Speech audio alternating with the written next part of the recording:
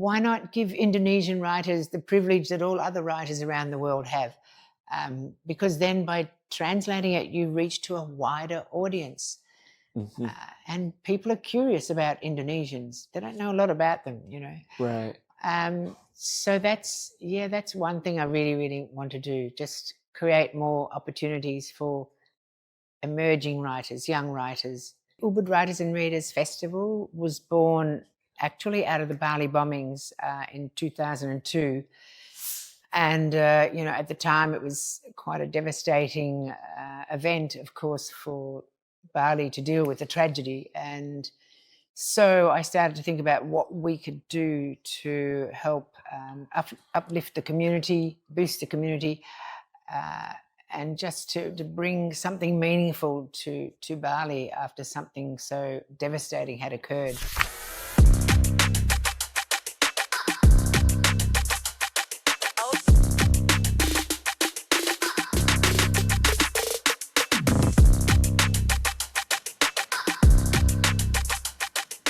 Good afternoon, Ibu Janet. Welcome to GoodTalk in this beautiful library of Wisma Habibie Ainun. Today we're going to have this beautiful conversation with you about the upcoming Ubud Writers and Readers Festival that will be held in October in the beautiful small town of Ubud in Bali. So can you tell us about the origins of the Ubud Writers and Readers Festival and how it has evolved over the years? Well, the Ubud Writers and Readers Festival was born actually out of the Bali bombings in 2002. And, at the time it was quite a devastating event, of course, for Bali to deal with the tragedy. And so I started to think about what we could do to help uplift the community, boost the community, and just to bring something meaningful to Bali after something so devastating had occurred. So I was actually writing a book at the time, so I was already kind of starting to move in literary circles, and I'd been, contacted by other writers' festivals, that sort of thing. So I thought, what can I do to help Bali at this time that has meaning? And because I'm in hospitality, I thought, well, I need to create an event, and that, again, has to have meaning. So that's when I decided, why not a writers' festival? Because writers around the world, still to this day, are fearless. They're brave. They speak up for what they believe in. And that's when I thought, I want those kind of people in Ubud after this tragedy to just talk about the issues that concern us all and how to survive after something like that devastates the whole landscape. And the Ubud Writers and Readers Festival has become a staple of the literary calendar, attracting writers and readers from around the world to the picturesque village of Ubud in Bali, Indonesia, with its rich cultural heritage and stunning natural beauty. Ubud provides a perfect backdrop for a festival that celebrates the power of words and ideas. There comes with challenges, of course. So would you tell us the challenges of bringing hundreds of writers to the festival every year, especially considering Ubud's village setting, and how do you overcome them? Yeah. Well, we're as creative as we can be. So in terms of logistics, again, bringing that many people into town, we always think about how people need to travel around Ubud, especially now, the best way to organise that. So we tend to keep the festival to the west of the centre, a little bit out of Ubud, around Sangingan Champuan, up there during the day mainly. That's because, we don't want to bring it into the centre during the day because of the traffic issues. And that's always been the case. And then at night we filter into other parts of Ubud. So we're always trying to think about how people can move around. And then we do use some of the beautiful hotels a little bit further out as well, so that it's not too difficult to get to. There's those sorts of issues. And of course we have to transport all the writers as well. And that that's difficult too. I mean, ideally, if we had a budget, we would have all the writers in one hotel, but that's just not going to happen. So we tend to use all the kind supporters in Ubud, but it means that the writers are at different venues, so it's a bit of a jigsaw puzzle. Other issues, I guess there's always, is that a problem? Yeah, other issues, like any arts organisation, will always be funding. We don't have core funding, so it means every year we have to reinvent the wheel. We have to go shopping for funds to support what we're doing. So that's usually, around the world, that's usually the biggest challenge, actually. And now talking about the theme of the year, which is Aham Brahmasmi, which is I am the universe, invites participants to ponder the unity of the human self with the universe. How do you envision this theme shaping the festival's programming and activities, and what do you hope attendees will take away from their experience? So the theme, I am Brahmasmi, I am the universe, is a reflection of the fact that we are, each one of us, the universe. And it sort of examines our interconnectedness, who we are, and kind of where we're going right now too. So it also looks at technology. Of course, we cannot exclude any festival right now without talking about AI. The fact that what can we imagine, or how can we survive this level of technology? How does it impact our universe? Can we survive this through our creative spirit? How do we maintain our uniqueness?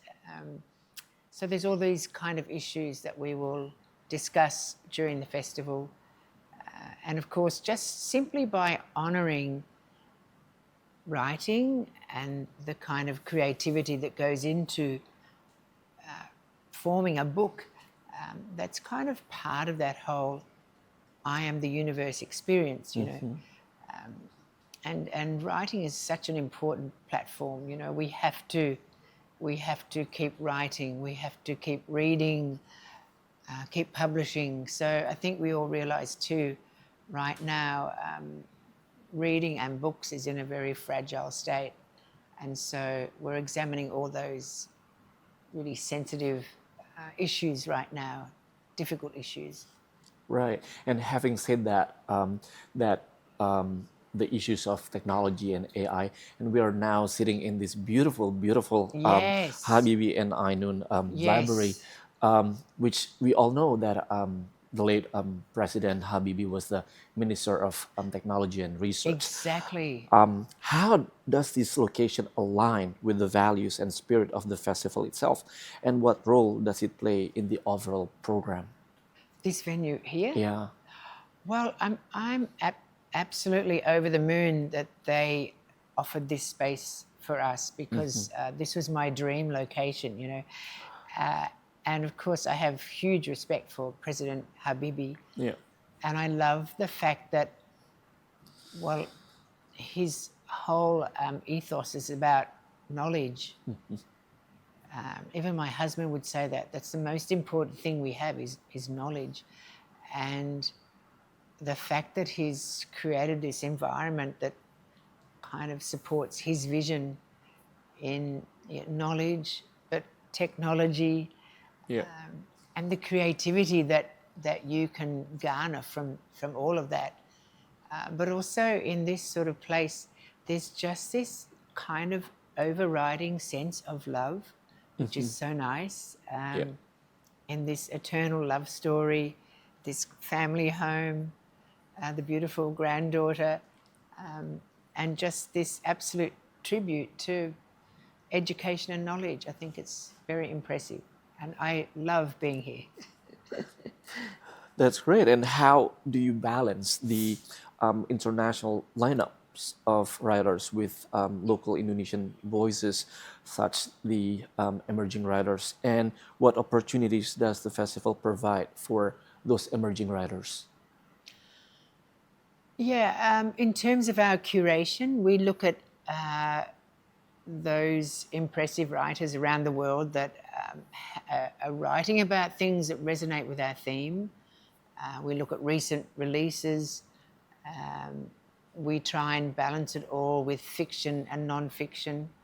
And that's the same with the Indonesian writers. We look at those who have recent work, again, slot into what we're talking about, and balance it out as much as we can. And also with the Indonesian writers, we want it to be as diverse as they are, to show our audience that Indonesians, I mean, you know, as we all know, there's over 17,000 islands, and we want to bring in Indonesians from as many different areas as we can, which I think is exciting for them too, to meet other Indonesians. Of course. Because, yeah, it's a big place, you know. And of course, we're really passionate. Oops, I just touched it. We're really passionate about our emerging writers. I think, you know, it's our future here. You know, this is our future audience, and I'm really excited about the kind of talent that the team have selected to be in the program. They're all very unique, and we have to support them as much as we can. And having said that, highlighting the importance of community engagement, not only in Bali, but also other places throughout Indonesia, as you mentioned.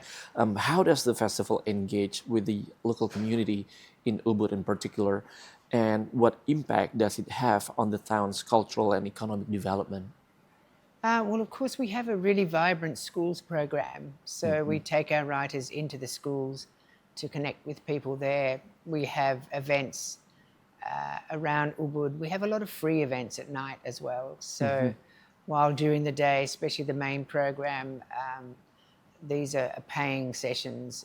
At night, we try and just spread around, do lots of fun things, and keep those sorts of things free.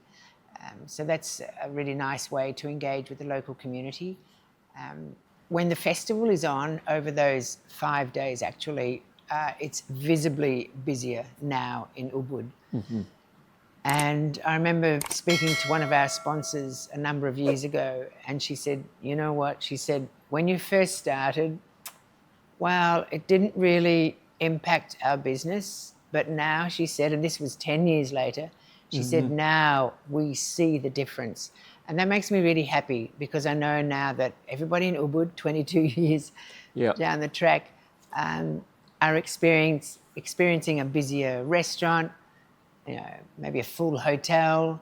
I mean, everybody benefits. Everybody who's part of that whole chain, that layer of all the different people involved in hospitality, etc. And that's a good thing. When everybody benefits, then they will support what we are doing. So that's good. Interesting. And what are some of the highlights of this year's festival? And what can attendees expect from the various sessions and events? I mean, there are so many highlights. It's always hard to pinpoint any, because every panel session for me is a highlight. And then, of course, at night, the kind of programs we have, the performances are amazing. And then the diversity of the program, because there's the night sessions, which are really vibrant. But then, of course, I'm really impressed with the book launch program this year. I mean, just reading about all the different books about to be launched, especially the Indonesian ones. I can't remember seeing this, I mean, or such an exciting level of work that's really from environmental issues to kind of that more self-help, introspection kind of writing, to other really intriguing stories. I think they're really special, and they're free. And the opening night is always fun, and we will have a fashion show on the same night. with some Balinese fashion designers who mainly use tenun. This is another major love of mine, Indonesian weaving, tenun. So I'm really, really excited about that. Yeah, there's just so many things that, everything sparkles, so it's always good. Yeah. Now let's talk about Ubud Food Festival. Yes. Although the Ubud Food Festival is a separate event, Yes. how do the two festivals intersect or complement each other in terms of content or themes? Well, I mean, the Ubud Food Festival is like the baby sister of the Ubud Writers Festival. And we still include those kind of really heavy, interesting discussions. That's part of what we do. And of course, everything we do is about education, actually. So we talk about all those important food subjects right now: sustainability, waste management. Next year our theme is farmers. So we're looking at farmers, the guardians of the land, and looking at where is farming going right now, you know. Right. So we love all those really meaty sessions. I think that's good. And it's the same idea where you have talk sessions and then you have events, which of course these ones are focused on the chef, not the writer. But the same idea, long table lunches or specialised dinners, that same concept, because ultimately too it's about bringing people together and sharing something really special. So we're planning the food festival right now as well for next year. And then of course it's about food stalls. So instead of that whole Taman Baca area taken up with the stage and the speakers, the stage for the food festival becomes the food and the chefs. Yeah. You know, so have you been? It's really fun. Who doesn't love food, especially Indonesian food? And that's one thing I find really exciting with the food festival, is that we invite other communities or, you know, other regions to present their food. So we've had my lovely friend from Aceh. She came over and did Achenese food. We've had communities from, we had Flores, Dapur Tara last year. We've had Ternate, amazing. Wow. We've had Sumatra, Sulawesi. So we bring in other communities so that even other Indonesians can sample their food. And then, of course, when you have the Western guests, they're just like, wow. So our job is to also surprise people, you know. Right.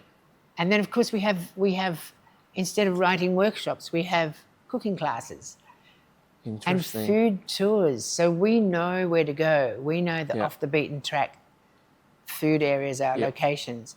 So we take a lot of food tours around Bali, and they're extremely successful. I personally have been doing that for 20 years or more, you know, because I started teaching Balinese cooking in Bali. Wow. I first started around 1989 teaching cooking in Bali, and then after that, maybe 10 years after that, I started running food tours. So the food tours that I used to run are similar to what we run now in the food festival. Now talking about the future plans. In the next few years, Yes. Ubud Writers and Readers Festival will be celebrating its silver anniversary. You just reminded me. I'm like, I forgot. So what are your plans and aspirations for the future of Ubud Writers and Readers Festivals? And how do you see it evolving in the coming years? Well, I mean, now I know I'm on a time limit. My big dream is to actually start our own publishing wing and to translate more Indonesian work. And I know some people would say, why translate it? But why not, you know? Why not give Indonesian writers the privilege that all other writers around the world have? Because then by translating it, you reach to a wider audience. And people are curious about Indonesians. They don't know a lot about them, you know. Right. So that's one thing I really, really want to do, just create more opportunities for emerging writers, young writers, create more workshops, maybe get them travelling to other writers' festivals more as well. You know, there's things that we could be doing to help, you know, make that happen. So maybe we should even be agents. So there's kind of things that we're doing a bit of the groundwork at the moment. But now I know I have 3 years. I better hurry up. Right. And having said that, your biggest dream of giving or providing the platforms to these Indonesian emerging writers to bring them to the next stage, the global stage. Yes. How do you see yourself getting a very important role to make this happen in the near future? Well, I can make this happen. I just have to be a bit focused. Yeah, I mean, I need the team. We need to all sit down and work that out, plan that. We have started doing a little bit of work around that idea, but yeah, I think we just need to go full steam ahead. Of course, funding makes everything happen more easily, faster, you know. If we had an injection of cash somewhere, that could pretty well happen overnight if we wanted it to. So, yeah, it's all a process. Of course. Yes. And what do you hope the festival will leave behind as its legacy, both in terms of its impact on the literary world and its contribution to the local community? Well, I guess that's just it. I would hope it would remain a very important benefit to the local community, something that they love and feel that they own a little bit of, you know. And I guess for the writing community too, I just would love to think that this is perhaps one of the most important events, literary events, you know, on the calendar, yearly calendar for them. I would like to think that we have made a difference to the writing culture of Indonesia, and that we're serving them well for them to pursue their dreams. Because I was thinking that today, like, how many other events can they attend now to talk about their work? I mean, I guess there's smaller events. I was just trying to get a sense of what else is available to them, because these kind of gatherings are very important for them to share their work. While they might have their work in a bookstore, might be on Instagram, but I think this kind of social interaction is really important for writers to express their world. And now the last question, a more personalized question. Yeah. How would you envision Indonesia to be in 2045? And how do you envision yourself playing a very important role in the next 20 years to come? Well, I hope I'm still alive. I don't know, just who knows what the future holds. I guess I just see myself as being there, navigating festivals. But yeah, if I could get the publishing thing happening, if we could be more representative of writers around the world, that would be great. Yeah, and last but not least, your message to people in Indonesia and also in Southeast Asia. Well, I mean, Southeast Asia is where it's all happening. Because somebody was saying, do you realize that the population of Southeast Asia alone is, I forget what it is, but it's a massive amount of people. I think... about 600 million? Yeah, that's right. I was going to say 600 million. And then I'm thinking, is that correct? So I think the Western world needs to pay more attention to that. Certainly Australia does. Right. Well, they're kind of in Asia, but they forgot. So, yeah, I think there are so many stories to be told here. You know, there's just yeah, and I would just love to see more young people writing these stories, and yeah, writing and reading more, and just staying engaged and staying creative. But yeah, I would love them to tell their stories more. Yes. Ibu Janet De Neefe, thank you so much for your time. It's a pleasure to have you on our GoodTalk show. Thank you. And I'll see you soon in Ubud Writers Readers Festival, yes. In October. Yes. End of this month. Yes. You must come. Everybody has to come.